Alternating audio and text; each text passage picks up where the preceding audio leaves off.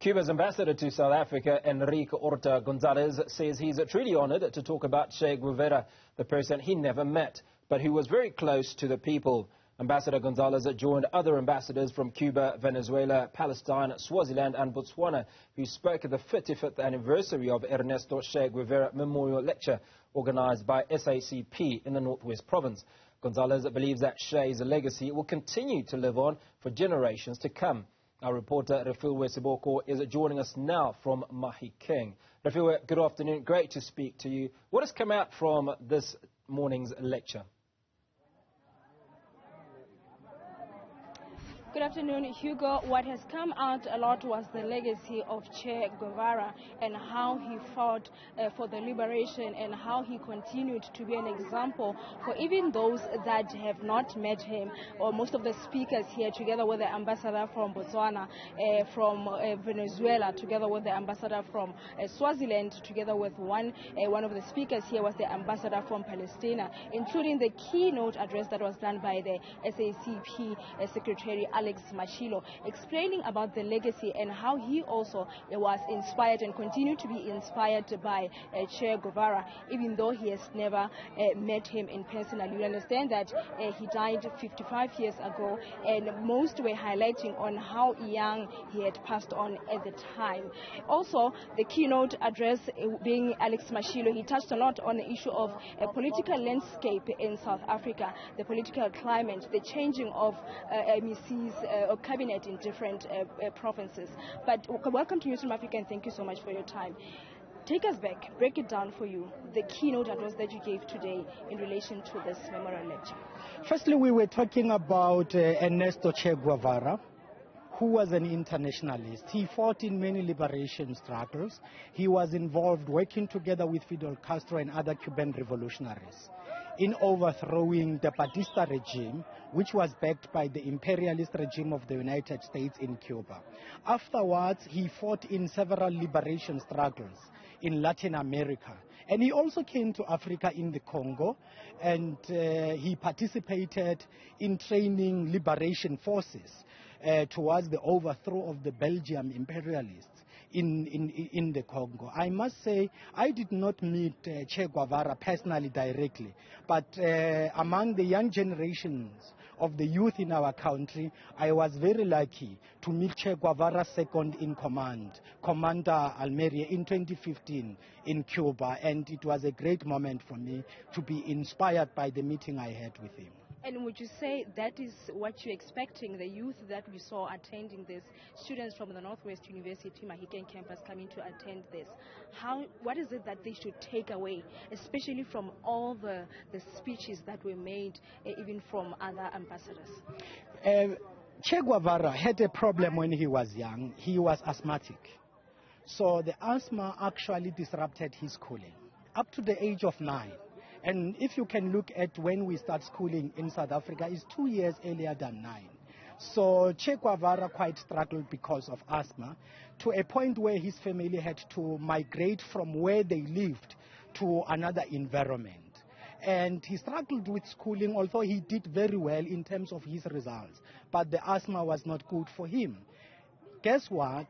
He had a choice to pursue studies in engineering, and he changed his mind. He was trained as a medical doctor, and he successfully completed his qualifications as a medical doctor. To our young generation of the youth, this says, please take your studies seriously. And like Che Guevara, do not use your studies only for yourself. Use your studies also to the benefit of the people. Che Guevara served as a medical doctor of the revolutionaries of Cuba, who led the Cuban Revolution successfully, overthrowing the Batista dictatorship in Cuba. And he was also involved not only as a man carrying the gun, but as a medical doctor. Look what happens in society, especially under capitalism. Capitalist bosses exploit workers, right? They go away with profits. The workers get nothing. They get zero from profits. That is the source of inequality. In the end, if you look at the workers, they are poor. So living under conditions of poverty causes you mental and even physical illnesses, because poverty is a source of many illnesses, right? Che Guevara appreciated the connection between the clinical side of his work and the social conditions of the patients that came to him. That's why he realized that one way of healing these people is to embark on the revolutionary struggle to achieve their emancipation, to end inequality, to end hunger, to end poverty. Because if we end these things and we end the violation of occupational health and safety rules at the workplace, we will be doing away with the causes of many illnesses. So that was Che for you. So he made use of his scientific studies to appreciate the connection between the social conditions of the people and the causes of many of these illnesses. Many people, many working people in our country are suffering from stress. If you check, where does the stress come from? And in many cases, the stress becomes depression. And depression kills. If you look at where this comes from, it comes from exploitation at the workplace. So Che Guevara did not just prescribe medicine after medicine, but he realized we must do away also with other primary causes, which are social in character. Let's look at reflecting his mission. How important is it, especially for Africans, to reflect on his mission, seeing the contribution that he had in African countries? Let us remember that it was Che Guevara's Cuba that fought against the apartheid regime in the Battle of Cutoconavala in Angola. It was only after Cuba defeated the apartheid oppressors in Angola that Southern Africa achieved independence and liberation. That paved the way to liberation in Angola. That paved the way to liberation in Southwest Africa, then we call it Namibia. That paved the way to liberation in Zimbabwe. That paved the way to the negotiations in South Africa. We need to appreciate Che Guevara's internationalism. We too have to do our part, not only to overcome our challenges, but to also help others overcome their challenges.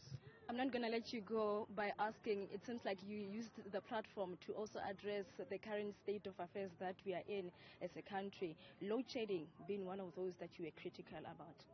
Load shedding is a problem, and let us put it into perspective for South Africans. For 100 years, from 1894 to 1994, successive colonial and apartheid regimes excluded the oppressed black people from household electrification.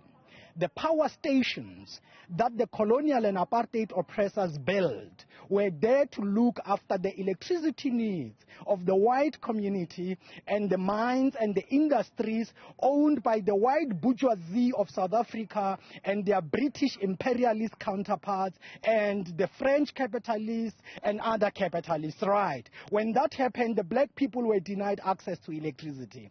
Come 1994, congratulations to our ANC-led government. They rolled out massive household electrification that today you find electricity in rural areas. When I grew up, we studied under the candle. We did not have electricity, right? The ANC ended that. Thank you to the ANC-led government for doing that. But there is something bad that the government did under the influence of the neoliberal economic policy called growth, employment and redistribution gear. What the ANC had to do was to build more power stations as soon as we started rolling out household electrification. If you look at the apartheid regime and the colonial oppressors, they built power stations for the beneficiaries of oppression. The new government did not build a single power station for the beneficiaries of our democratic dispensation. Even when ESCOM warned that within 10 years from 1998, South Africa will run short of electricity. At the time when the government woke up to put together Medupi and Kusile power station projects, it was too late. South Africa started running out of electricity. And there were problems. Medupi and Kusile were badly designed in terms terms of engineering, right? Secondly, the two projects suffered from poor work in terms of delivery. The two projects also were not completed in time. They missed too many deadlines, leading to cost escalations, making the ESCOM debt go worse. So the governors, the people who were in charge of the cabinet in 1998, have to take responsibility. They cannot blame today's leaders because this load shedding comes from their decision making. And today's leaders, led by President Cyril Ramaphosa, have to learn from that. The colonial and apartheid regimes did not refer the white community to the private sector for new power generation capacity. Our democratic government has to build new power stations to look after the needs of the beneficiaries of our democratic dispensation. Thank you so much for your time, Alex Mashilo, Secretary of the SACP. He was just this passionate when he was rendering that keynote address on this Che Guevara Memorial Lecture. And he took about an hour and a half giving that speech, but he also used that opportunity to address the current state of affairs in South Africa. Passionate indeed, and especially when you're talking about electricity, it all makes sense. Thank you so much for your time this afternoon.